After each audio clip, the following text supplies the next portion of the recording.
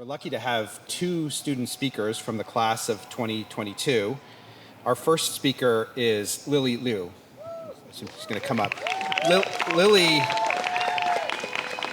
learned Chinese and French, minored in economics, and is pursuing a coterminal master's in sustainability science and practice.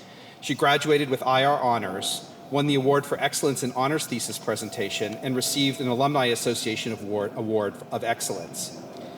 She was a founder and president of the DEI branch of the Society of International Affairs at Stanford, music director of Stanford Harmonics, and a staff member at the Bridge Pier Counseling Center. After graduation, Lily plans to advise philanthropies and nonprofits in education and environmental fields as a social sector consultant. Lily.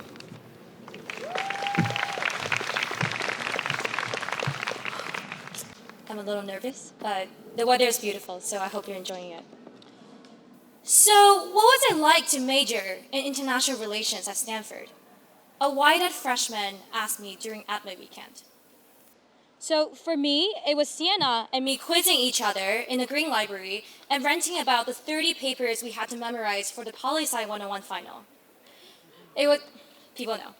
It was being able to take classes from sociology, feminist gender studies, education, and so many cool departments. It was running around campus interviewing RFs for my data surveillance policy memo. It was also enjoying spoonfuls of leftover salt and straw ice cream with Natalie in the IR lounge as we commiserated over our impending thesis deadlines, or critiquing US presidential candidates' foreign policy responses with June in our tiny apartment in DC. Some of you might relate, but I know our IR journeys can be quite different thanks to the interdisciplinary nature of this department. You may have had transformative discoveries during your study abroad experience, deepened your understanding of a region in the world, or grown a passion for sustainability. Despite our fond memories and diverse interests, being an IR major isn't always easy. I remember feeling tongue-tied whenever people ask, "What do you want to do with your major?" Or feeling insecure in a room full of finance bros and Google engineers. I remember feeling the despair of not being able to visit my ailing grandfather who lives in China due to the global pandemic, or the debilitating pessimism in face of the invasion of Ukraine and the rampant wildfires in California. Many of us struggled with grief during these past 4 years, and as the youngest person in the room many times, we could feel powerless, unable to change the tide. Acknowledging my struggles were difficult, especially on a busy campus full of high achievers. But you, my classmates, made me feel less alone. Seeing Justin's passion for reducing anti-immigrant sentiments, Taehua's interest in peacekeeping in the Asia-Pacific, and Emma's commitment to reducing climate-based violence made me reassured that my interest in refugee rights and data governance are also meaningful. A warm hello from our program staff, Stephen, or encouraging texts from Sharon and my IR honors classmates made me feel less scared to face the uncertainties in my own life. I hope that many of you have found those moments of hope, and I'm thankful for every single mentor sitting here today or away, family members and friends who inspired us and supported us to be here today. As we relish our growth and resilience during today's scheduled reflection, I am scared to ask the real question. What is it like to be a graduate of international relations? Some people sitting over there already knows, but from what I've heard, some of us will become diplomats, politicians, policy advisors, professors, journalists, while others can dabble in business or even creative pursuits. We might be the go-to person to give the international perspective in key discussions. With Stanford's shiny stamp of approval, we could feel lightheaded, dangerously complacent in our expertise. This complacency scares me because in a complex and fast-changing world, one-sided stories can misrepresent communities, or even worse, lead to ill-informed decisions. Just because I took some classes on refugee health does not mean that I know the stories and the complexity of refugees face in the healthcare system. Way too often, world leaders fail to listen to the very people whom their decisions impact, And as we step into positions of powers in the future, I hope that we remember to say, I don't know, more often. It may feel embarrassing at first, but it is okay and sometimes very necessary because humility allows us to seek more informed answers and make better decisions. As Confucius said, and I promised my parents over there that I will use a Confucius quote in this speech, 大智若愚, the greatest wisdom is to stay foolish. I hope we listen to the lived experts living around us and continue to stay foolish and curious beyond our education.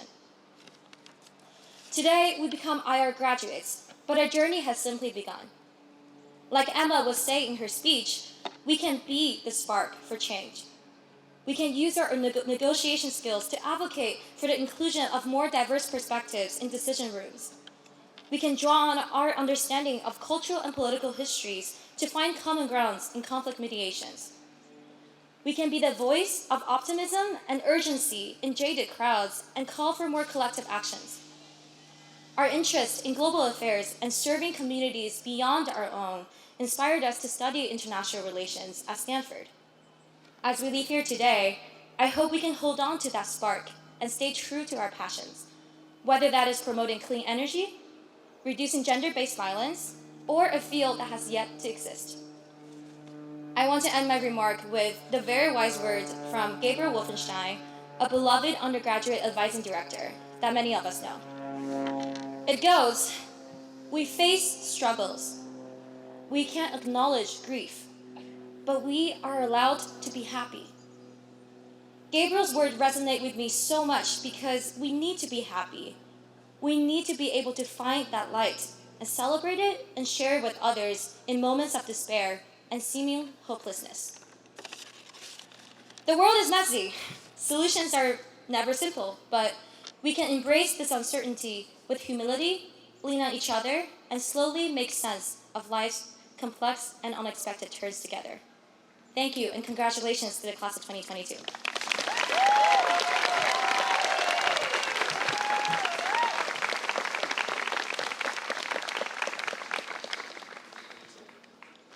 Great, thank you so much for those comments. Our second speaker is Emma Smith. Emma interned in Sarajevo and in Doha, Qatar. She learned Arabic, minored in human rights, and earned interdisciplinary honors in international security studies. She graduated with distinction and received a Lloyd W. Dinkelspiel Award for Outstanding Service to Undergraduate Education, an Alumni Association Award of Excellence, and a Scoville Peace Fellowship. She was president of the Society for International Affairs at Stanford, a Children in Armed Conflict intern at the U.S. State Department, and inaugural fellow for the Intercollegiate Civil Disagreement Partnership. As a Scoville Peace Fellow, Emma will work with an international peace-building organization in Washington, D.C., on integrating atrocity prevention and climate resilience into U.S. foreign policy. Emma?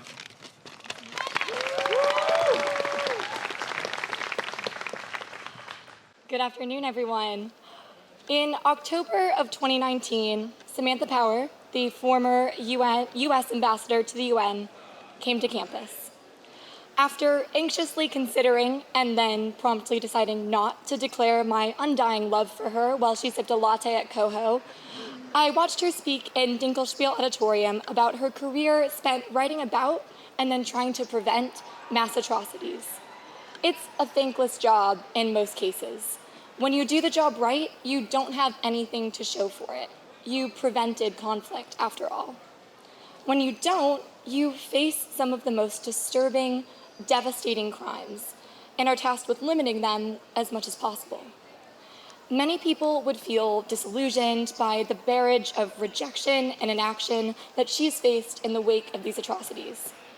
Samantha Power, though, has somehow only grown more optimistic.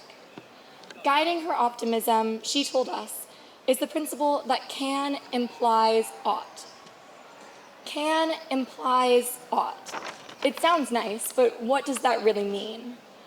To me, this seemingly simple model suggests a useful, if idealistic, framework. That if we as individuals believe that we can make an impact on an issue that we care about, then we ought to do so. That we have both the ability and the responsibility to contribute to positive social change. What's compelling for me is that I don't think the hardest part here is actually taking the action. It's only difficult to get to the place of ought if you don't believe that you can. Essentially, if you don't think that your actions and your voice are important, it's so much harder to feel compelled to act. So the question becomes, how do you convince other people, and convince yourself, most importantly, that you can impact some of the world's most pressing and seemingly intractable challenges? Over the last 4 years here at Stanford, I've learned that perhaps the greatest roadblock to this perspective is this idea that big challenges require big solutions. Don't get me wrong, sometimes we need a Marshall Plan or a nuclear non-proliferation treaty to generate some structural change. But it's just as important to think about how the seemingly smallest of actions can have magnitudes greater impact. I know this can sound like a bit of a cliche, to be clear. So to provide a bit more texture to this truth, I asked some of our fellow IR graduates about small events that change their own life paths.